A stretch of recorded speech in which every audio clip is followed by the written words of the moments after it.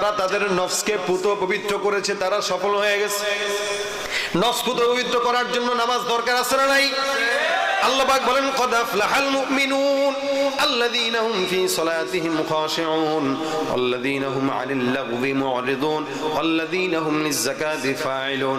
এক একটা গুণ পর আল্লাহ পাক রব্বুল আলামিন বর্ণনা করে বান্দাকে সফলতার রাস্তা দেখায় দিলেন। তার মানে বান্দা যদি দুনিয়ার জমিনে সফলতা চায়, বান্দা যদি নফসের শয়তানের ধোঁকা থেকে বাঁচতে চায়, বান্দাকে 5 ওয়াক্ত আল্লাহর ঘর মসজিদে নামাজে যাওয়া দরকার আছে না নাই? এখন শয়তান বান্দারে ধোঁকা দেয় কেমন করে? এখন নামাজের কথা যুবকদেরকে যদি ডাক দেয়া বলেন, যুবক চলো একটু নামাজ পড়তে যাই, হালকা একটা হাসি দিয়া কবে, হুজুর প্যান্টের ভিতরে সমস্যা আছে না নাই? প্যান্টের সমস্যা। শয়তান এটা শিখায় দেয় যে দোস্ত হুজুর তো প্যান্টের সমস্যার কথা বললে আর তোরা ডাকবে না, অযথা প্যান্টে কিছুই হয় নাই। নামাজের কথা বললে প্যান্টের সমস্যা, হাসি একটা দিয়া ওদেরকে, যারা প্যান্টের সমস্যার যে জাতি আছে এদেরকে সুন্দর করে দোকানে নিয়ে যায় প্যাম্পাস কিনে দিবেন, ও প্যাম্পাস পুরো অন্তত প্যান্টে যেন না হতে। ছোটবেলাও বিছানায় মুছছে, এখনো বড় হয়েছে এখনো বিছানায় না মুতলেও প্যান্টে ঠিকই মুতে। যে প্যান্ট যদি কারো নাপাক থাকে তার কাছে শয়তান আসবে না ফেরেশতা আসবে? নাপাক মানুষের কাছে তো ফেরেশতা যায় না, তা সে নাপাক অবস্থায় থাকবে 24 ঘন্টা, শয়তানই তো তার কাছেই থাকবে। প্যান্ট একটা পরছে এমন চিকন, নাপাক তো হবেই, কারণেই এমন চিকন প্যান্ট পরছে যে প্যান্টে বসে প্রস্রাব করার কোনো সুযোগ নাই, দাঁড়ায় প্রস্রাব করা লাগে, কারণ চিপা। ও কে বলছে পাগলটারে টাকা দিয়ে জেলখানায় ঢুকতে? এটা জেলখানা না। এমন চিকন প্যান্ট বসতে পারে না, ঠিক মতো কোনো জায়গায় বসে প্রস্তাব করবে এই সুযোগ নাই। আর আমাদের বাংলাদেশেও দেখেন প্রত্যেকটা হোটেল রেস্টুরেন্ট যত জায়গা আছে যায় দেখবেন অধিকাংশ জায়গায় এখন হাই কমোড দেওয়া আর দাঁড়িয়ে প্রস্তাব করার জিনিস দেওয়া, বসে প্রস্তাব করার কোনো সুযোগ নেই। কেন? তারা জানে মুসলমানদেরকে যদি কুকুরের মতো দাঁড়ায় প্রস্তাব করায় দিতে পারি বরকত শূন্য হয়ে যাবে, তারা হাই কমোডে বসায় দিতে পারি নাপাক পেয়ে যাবে তারা, নাপাক থাকলে তো ইবাদত কবুল হয় না। যার কারণে ধরে ধরে দাঁড়ায় দাঁড়ায় প্রস্তাব করার সমস্ত আঞ্জামগুলো হোটেলগুলোতে দিয়ে দিচ্ছে। এই জন্য যুবকদেরকে কথা বললে জিজ্ঞাসা করলে দেখবেন নাই প্যান্টের সমস্যা। আর এমন অবস্থা প্যান্টের চতুর্দিকে ছিঁড়া, ওর প্যান্টের দিকে তাকাইলে মনে হবে ওর মতো গরিব এলাকায় কেউ নাই।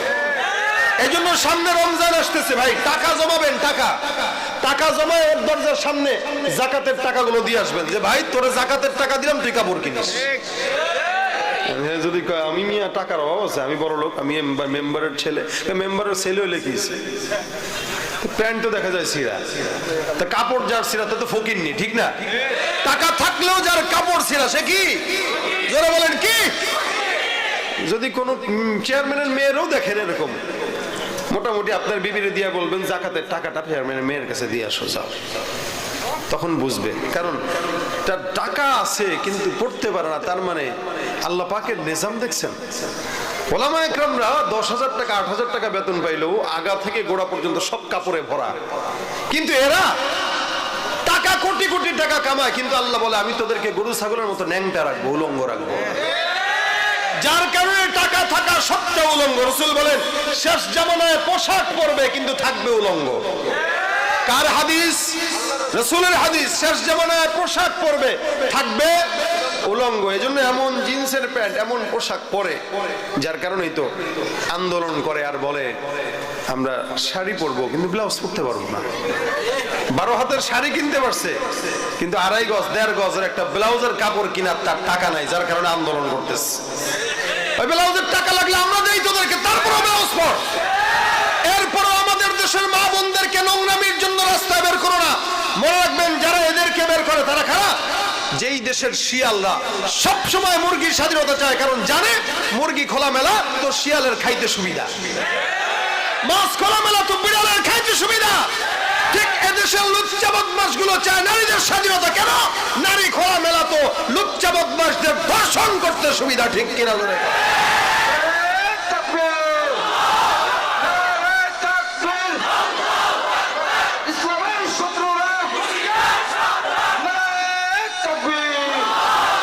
তুমি নবীর উম্মত দাবি করো সুন্নাহ মানো না, নবীর অপমানে তোমার হৃদয় কাঁদে না। নবীর সুন্নাত মার দাবি করো সুন্নাহ মানো না, নবীর অপমানে তোমার হৃদয় কাঁদে না, তুমি বিজাতীয় সংস্কৃতিতে সপেছো পরাণ। ঠিক কিনা? বিজাতীয় ওই আর্জেন্টিনার ব্রাজিলের সংস্কৃতি তার মজা লাগে বিদায় তো চুল তাদের মতোই রাখে। বউর টাকা দিয়ে, জমানো টাকা দিয়ে বলে 10 কিলোমিটার যাবত পতাকা লাগায়।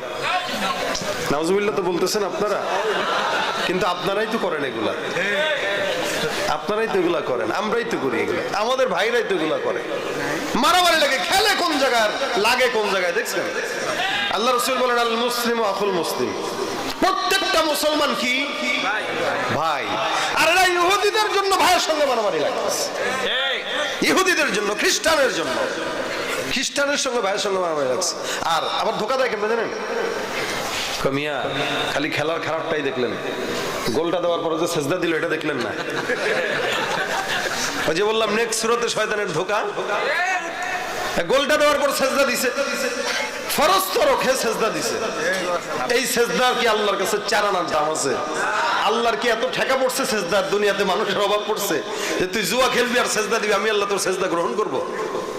এত পাগল পাইছেন আল্লাহকে? আল্লাহর সঙ্গে ঠাট্টা, এটা কুফরি। ইস্তিহজা মিনাল্লাহ, এটা কুফরি। কেউ যদি খেলার পরে পাস হওয়ার পরে গোল দেয়, সেজদা দেয়, এটাও আল্লাহর সঙ্গে ঠাট্টা করলো, তার মানে কুফরি করলো। ঠাট্টা ছাড়া অন্য কোনো কিছু না। আপনি বলবেন হুজুরটা খালি ফতোয়াই দিতে পারে।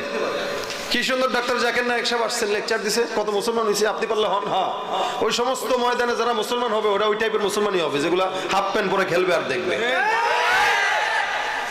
মুসলমানেরও কিছু জায়গা আছে, আপনি মন্দিরে যাওয়া মুসলমান হবে না, এই মুসলমানই হওয়ার কোনো যোগ্যতা রাখে না।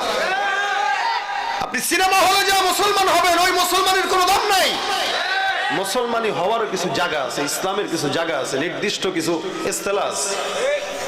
এত ফাইজলামিরা যদি ইসলামকে মনে করেন তাহলে আর কি বলার আছে? হ্যাঁ, জাকির নায়েক আসছেন, গেছেন, বক্তৃতা দিচ্ছেন, ঠিক আছে, কিছু মানুষ শুনছে, এতটুকুই ফায়দা হয়েছে। তার বলে খেলা জায়েজ হয়ে যায় না? খেলা জায়েজ হয়েছে? বিসমিল্লাহ পড়ছে তাই খেলা জায়েজ হয়েছে? আমি আপনাদেরকে বলি, কেউ যদি খালি নাম পাল্টায় দিয়ে জিনিস খায়, মনে করেন আগে মানুষ খামার খাইতো, বাংলাতে আমরা কি বলি মদ, এখন কিছু নাম আসছে, গাজা, ইয়াবা, বাবা, ফেন্সিডিল, আমরা এগুলো আপনি বলবেন হুজুর আপনি জানেন কেমনে? পত্র পত্রিকায় আমরা দেখি না এগুলো? তো এখন গুনাহ যখন প্রকাশ্যে হয় তখন তো মানুষ জানবেই। কোন মানুষ কখনো কি চিন্তা করছে যে মেয়ের সঙ্গে বাবা জিনা করবে? কিন্তু বর্তমানে বাংলাদেশে হচ্ছে না, হচ্ছে না। এবার যখন থেকে প্রচার হইলো তখন থেকে এটা আরো বাড়া শুরু করলো। কেন? আগে মানুষ জানতো না যে এরকম গুনাহ করা যায়, কিন্তু যখন জেনে ফেলছে এখন করাও শুরু করে দিচ্ছে। এই জন্য প্রকাশ্যে গুনাহ, এটা তো মানুষ জানেই, এটা তো মানুষ জানেই। প্রকাশ্যে গুনাহ হচ্ছে, আমরা জানবো না কেন? এত নাম পাল্টায় দিয়া খায়। এখন আপনি বলবেন অ্যালকোহল কম, অল্প, এটা তো নাই। আপনি খাইলেন নাম পাল্টায় দিয়া, খাইতে পারেন। আপনি ঘুষ খাইলেন, বলতে পারেন যে এটা হাদিয়া, ওকে খাইলেন। আপনি সুদ খাইতে পারেন, বলতে পারেন ইন্টারেস্ট, মুনাফা, খাইলেন, বুঝলাম। নাম পাল্টায় দিয়ে খাইলে যদি জায়েজ হয়, পাতলা পায়খানা হইলে ডাইল মনে করে খায়েন ভাই, জায়েজ হবে। কথা কয় না? কি বলেন, ঠিক না? তো ওইটা পারলে এটা পারবেন না কেন? ওইটার চেয়ে এটা ভালো আছে, এটা খান, তাও ওইটা খায়েন না অন্তত, ঠিক না? কারণ আল্লাহ বলেন কেউ যদি সুদের কারবারি করে ও সরাসরি আল্লাহর সঙ্গে যুদ্ধ ঘোষণা করলো। আল্লাহর সঙ্গে যুদ্ধ ঘোষণা করছে, বাথরুমের গু খান, তাও ভালো, জাহান্নাম হবে না। কিন্তু আপনি খাইলেন দেখে, খাইলেন সুদ, হুজুর আমি সুদ খাই না, আমার ব্যাংক ইসলামী ব্যাংক থেকে হয়েছে, মুনাফা দিছে, আমার ইসলামী ব্যাংক থেকে আরবি নাম দিয়ে দিছে মুনাফা, এমন কথা জায়েজ। এই যে নেক্সট সূরাতে শয়তান আমাদেরকে ধোঁকা দিচ্ছে, এদেরকে বুঝাইতেছে যুবকেরা, মেসি বা নেইমার বা অন্য কি কি আছে খেলোয়াড়, আমি ভাই এই খালি দুইটা নামই জানি, আর কারো নাম জানি না। কারণ দুইটা নাম জানার পিছনে কারণ হইলো এই দুইটা নাম নিয়েই মাতামাতি হয়। এই জন্য এটাই জানি একদল একদলে মারে বুঝায় কি যে দেখ সেজদা দিচ্ছে দেখছো তোদের মুসলমানদের খেলোয়াড়রা কত ভালো জুব্বা পরে কাতারে আসছে সৌদিয়ান খেলোয়াড়রা এটা ছবি ভাইরাল হয়েছে দেখছেন মাশাআল্লাহ হাবিবি চলে আসছে আল্লাহ হাবিবি দেখছেন অবস্থা আল্লাহ হাবিবি চলে আসছে এই সৌদির পোশাকই হলো জুব্বা এরাই জুব্বা পরে যত আকাম কুকাম আছে সব এরাই জুব্বা পরেই করে তার মানে তো সৌদি তো আমাদের কোনো মডেল না সৌদিয়ানরা যদি খেলে তাই খেলা জায়েজ হবে সৌদিয়ানরা জিতলো সৌদিয়ানদের জিতাই কি আমাদের জিতা আর আপনারা বলেন সৌদি জিতছে মাশাআল্লাহ মুসলমান জিতে আরে মুসলমান যদি ধর্ষণ করে জিতে এটা কি জিতা হইল তো জুয়া খেলে জিতার ভিতরে আবার ইসলামের বিজয় কোত্থেকে দেখেন আপনারা হারাম খেলে জিতছে তার মানে হারাম করছে সৌদি আমাদের মডেল নয় আমরা খেলার সময় আপনারা সাপোর্ট করেন হয়তো পাকিস্তান নয়তো সৌদি বা মুসলমান দেশ তাই সাপোর্ট করি না কিসের সাপোর্ট জিহাদের বেলা যদি আসে ইমানের বেলা যদি আসে ইসলামের বেলা যদি আসে এরপরে আপনি সৌদির পক্ষ নেন যে ইসলামের আইন পাস করছে এখন আমরা সৌদির পক্ষে ওই মুসলমানদেরকে দিয়ে কাজ দিবে যেই মুসলমান ইসলামের পক্ষে কথা বলে ইসলামের পক্ষে কাজ করে যে মুসলমান শুধু পোশাক আশাকে সীমাবদ্ধ থাকে দিলের ভিতরে ইসলামের ছিটে ফোটাও নাই তাদেরকে মুসলমান নামে বলা যেতে পারে কিন্তু কাজে সব ভণ্ড ঠিক কিনা জোরে কোন তুমি রমজান এলে রাখো না রোজা দিনকে করো আঘাত পয়সা করির নেই তো অভাব দাও না তো যাকাত তুমি ইমানদারির বড়াই করো নেই তোমার ঈমান ঠিক কিনা ইমানদারির বড়াই করো নেই তোমার ঈমান তুমি কেমন মুসলমান তুমি কেমন মুসলমান নামাজের সাথে নাই পরিচয় মানো না কোরআন তুমি কেমন মুসলমান ভালো মুসলমান হবো না ভণ্ড হবো বলেন নিয়ত আছে তো ইনশাআল্লাহ একদম খালেস নিয়তে এটা করার জন্য খুব ভালো কিছু দরকার হয় না রাসূল করিম সাল্লাল্লাহু আলাইহি সাল্লাম বলেন ছোট থেকে ছোট গুনাহ থেকে নিজেদেরকে হেফাজত করো খাঁটি মুসলমান হয়ে যাবা ইয়াকুমুল মাসিয়া ফাইন্না বিল মাসিয়াতি হাল্লা সাকাতুল্লাহি আযজা ওয়া জাল্লা দুনিয়ার জমিনে কোন বান্দা যেন তাদেরকে নিজেদের গুনাহ থেকে হেফাজত করে ও ভাই কষ্ট হইতেছে আপনাদের রাগ করতেছেন আপনারা আমার টেনশন আছে আরেক জায়গায় যেতে হবে তো এজন্য সংক্ষেপে সংক্ষেপে মারতেছি আর কি বুঝেন ভাই গুনাহ থেকে আল্লাহ রাসূল বাঁচতে বললেন কেন বলে গুনাহটা এমন একটা জিনিস এই গুনাহটাকে বান্দা যখন করে বান্দা যখন গুনাহটাকে লাগাতার করে তখন গুনাহটা আল্লাহ পাকের রাগকে বাড়ায় দেয় কিকে বাড়ায় দেয় মুসা পয়গম্বরকে উম্মতরা ডাক দিয়ে বলেন পয়গম্বর আপনি বলেন তো আল্লাহ পাক রব্বুল আলামিন যখন রাগ করে তখন কি আলামত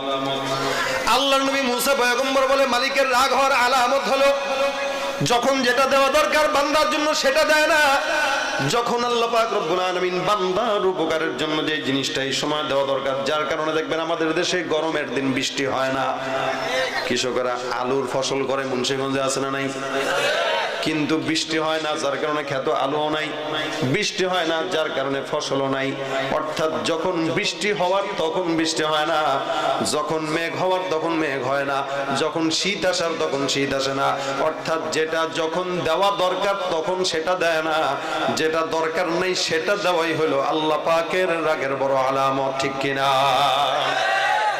এটা হচ্ছে আল্লাহ পাকের রাগের আলামত আল্লাহ পাক এটা এখন দেওয়া দরকার বর্তমানে শীতের সময় অন্য সময় এই সময় পরিপূর্ণ শীত চলে আসে পরিপূর্ণ মাশাআল্লাহ নারায়ে তাকবীর জোরে বলেন না নারায়ে তাকবীর আলহামদুলিল্লাহ ফয়জুল্লাহ নোমানী সাহেব চলে আসছেন চমৎকার আলোচনা করেন মন ভরে আপনারা শুনবেন আমি ওনার অপেক্ষায় ছিলাম এতক্ষণ আসছেন যেহেতু সংক্ষেপে খালি লাস্টেরটা বলি দেখেন বর্তমানে বাজার দর বেশি না কম বেশি মূল্য বেশি না বেশি তেলের দাম এত বেশি তেল কিনতে কিনতে আমাদের অবস্থা বেগতিক মাহফিলে এসে আপনাদেরকে তেল দেওয়া লাগে নাহলে কথা বলেন না আপনারা ঠিক না এখানে এসেও তেল দেওয়া লাগে তো সব কিছুর দাম বেশি বেতন কি বাড়ছে কাদের কাদের বেতন বাড়ছে হাত তুলেন একটা মানুষও নাই কমে নাই বাড়েও নাই কিন্তু দ্রব্যের দাম বাড়ছে বাড়ছে আমাদের মতো লোক বাজার করতে গেলে আমরা মাথায় হাত দিই আল্লাহ কি কিনবো এজন্য কষ্টে নিজের বাজার নিজে করা বাদ দিয়ে দিস কারণ টাকার মায়া লাগে 5 টাকার জিনিস যদি 20 টাকা দিয়ে কিনা লাগে এ সহ্য হয় উচিত ছিল দাম কমা। কি ছিল? কমা।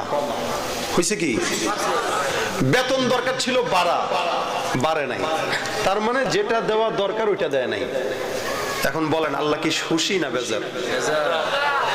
মুসা নবী বলেন আল্লাহ পাকের রাগের অন্যতম আলামত হচ্ছে বান্দার জন্য যখন যেটা প্রয়োজন তখন সেটা দিবে না, যখন যেটা প্রয়োজন না তখন সেটা দিবে। মহামারী দরকার নাই কিন্তু দিয়ে দিছে, যা। দুর্ভিক্ষ দরকার নাই, সরকার প্রধান সহ পেরেশানিতে, আসছে দুর্ভিক্ষ, আসছে দুর্ভিক্ষ, ভয় দেখাই দিস। অথচ আল্লাহ পাক কোরআনের 90 জায়গায় বান্দার রিজিকের নিশ্চয়তা দিয়েছেন। সুবহানাল্লাহ। 90 জায়গায় রিজিকের নিশ্চয়তা দিয়েছেন। শয়তান এক জায়গায় খালি বান্দার রিজিকের ভয় দেখাইছে। আমরাও শয়তানের পাল্লায় পড়ে 90 জায়গাকে বাদ দিয়ে শয়তানের এক জায়গার ভয়কে বুকের ভিতরে নিয়ে, মা গো মা, দুর্ভিক্ষ আসলো, কি খামো, হায় হায় কি করবো, ব্যাংকে টাকা রাখিস না, ওই করিস না, সেই করিস না, বাড়ি কর, হ্যান কর, তেন কর। অথচ 90 জায়গায় যে আল্লাহ পাক নিশ্চয়তা দিছে ওইটার তোয়াক্কা করলাম না, এক জায়গায় শয়তানের কথা শুনেই ভয় পেয়ে গেলাম। তার মানে শয়তানের কথার দাম বেশি, আল্লাহর 90 জায়গার কথার কোনো দামই আমার কাছে নাই। কোনদিন চিন্তা করছেন এটা? আল্লাহ কত জায়গায় বলছে রিজিকের কোনো চিন্তা করো না, ওমা মিন দাব্বাতিন ফিল আরদি ইল্লা আলাল্লাহি রিজকুহা, সব আমি আল্লাহ পাক রেডি রাখছি আগে থেকেই। কত বছর আগে? ইন্না আউওয়ালা মা খালাকাল্লাহুল কলম। আল্লাহ পাক সবার প্রথমে একটা কলম বানাইছেন, যেই কলম আল্লাহ পাক সূরা কলম, নুনুল কলামি ওমা ইয়াসতুরুন, কলম সব লিখে রাখছি। কি খাবেন, আগামীকাল কি খাবেন, আজকে কি খাবেন, প্রত্যেকটা রিজিকের টুকরা আল্লাহ পাক রব্বুল আলামিন রিজকু মাকসুম রাসূল বলেন এটা নির্দিষ্ট আল্লাহ পাক করে রাখছে। এত জায়গায় রিজিকের কথা আল্লাহ পাক বলার পরও কিভাবে দুর্ভিক্ষের ভয় করেন আপনারা? ইনশাআল্লাহ এই শেষ জামানার উম্মতকে আল্লাহ পাক দুর্ভিক্ষ দিয়ে ধ্বংস করবেন না, এটা রাসূলের হাদিস। আপনাদের বিশ্বাস আছে তো ইনশাআল্লাহ? আরো জোরে যদি বলতে চাই, এই দেশে যদি আলহামদুলিল্লাহ যত মানুষরা আছে নোংরামি বাদ দিয়া ওলামা একরামদেরকে যদি সম্মান করতে পারেন, যত ওলামা একরামরা আছে এদেরকে মুক্তি দিয়া এই বাংলাদেশ থেকে সমস্ত বদ্দিনী কাজ, সমস্ত গোমরাহি কাজ, নোংরামি কাজ বন্ধ করেন, আশা করা যায় করোনার সময় যেভাবে আল্লাহ পাক আমাদেরকে হেফাজত করছে, দুর্ভিক্ষ আসলেও আল্লাহ পাক আমাদেরকে এক বিন্দু পরিমাণ ক্ষতি করবে না ইনশাআল্লাহ। এই বিশ্বাসটা আছে আপনাদের? থাকলে গুনাহ থেকে বাঁচেন। আমি আমাকে বলি আমারও গুনাহ থেকে বাঁচা উচিত, আমারও গুনাহ থেকে, এবং আমাদের জন্য বেশি দোয়া করবেন আপনারা। কেন? উম্মতের ওলামা একরাম যখন গোমরাহ হয়ে যায় তখন জাতির অবস্থা বেগতিক হয়। আপনারা আমাদের জন্য দোয়া করা বন্ধ করে দিয়েছেন, যার কারণে আমাদের অধঃপতন। এখানে আমাদের জন্য বেশি বেশি দোয়া করবেন যে আল্লাহ আপনি ওলামা একরামদেরকে আগে রহমত দেন, কারণ ওলামা একরাম জাতির রাহবার, এরা ঠিক তো সমাজ ঠিক। আপনারাও দোয়া করবেন, আমরাও কি করি? দোয়া করি। উভয়ের জন্য দোয়া করা। গুনাহ থেকে বাঁচেন, আল্লাহ পাক আমাকেও বাঁচার তৌফিক দান করুক, আপনাদেরকেও আল্লাহ পাক গুনাহ থেকে বাঁচার তৌফিক দান করুক। আল্লাহ পাক সমস্ত শয়তানের ওয়াসওয়াসা থেকে, ছোট থেকে ছোট গুনাহ থেকে আপনাকে, আমাকে, সকলকে, এই সমাজকে, এই জাতিকে আল্লাহ পাক হেফাজত করুক। সকলে বলি আমিন। আমা তৌফিক ইল্লা বিল্লাহ। আসসালামু আলাইকুম ওয়া রাহমাতুল্লাহি ওয়া বারাকাতুহু।